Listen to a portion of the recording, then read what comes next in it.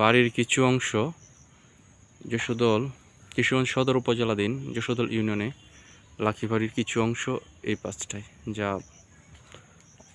বেশ কিছুদিন আগে ভেঙে পড়েছে। এখানেও কিছু অংশ ছিল,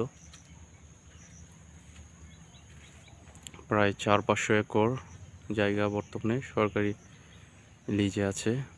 এগুলো লাখিবাড়ি জমি ছিল। লাখিবাড়ির জমি তৎকালীন সময়ে 1 লাখ টাকা খরচ হওয়ায় গোস্বামী যারা এই বাড়িটি তৈরি করতে 1 লাখ টাকা খরচ হয়, যার দরুন তার নাম লাখিবাড়ি।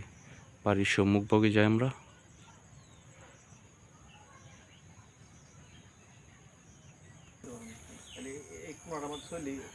লাখিবাড়ির বাম পাশ, বাড়ির ভেতর বর্ষাকাল তাই দেখানো সম্ভব হচ্ছে না।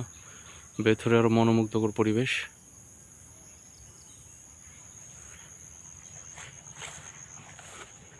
যশোদল লাখিবাড়ি কিশোরগঞ্জ সদর উপজেলাধীন যশোদল ইউনিয়নে মধুনগর গ্রামে অবস্থিত। এই সেই লাখিবাড়ি সম্মুখভাগ।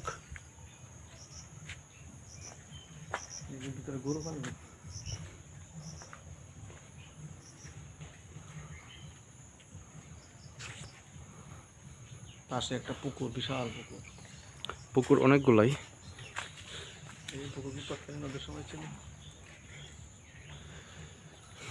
ঐতিহ্যবাহী লাখিবাড়ি তৎকালীন সময়ে গোস্বামীরা বাড়িটি তৈরি করেন।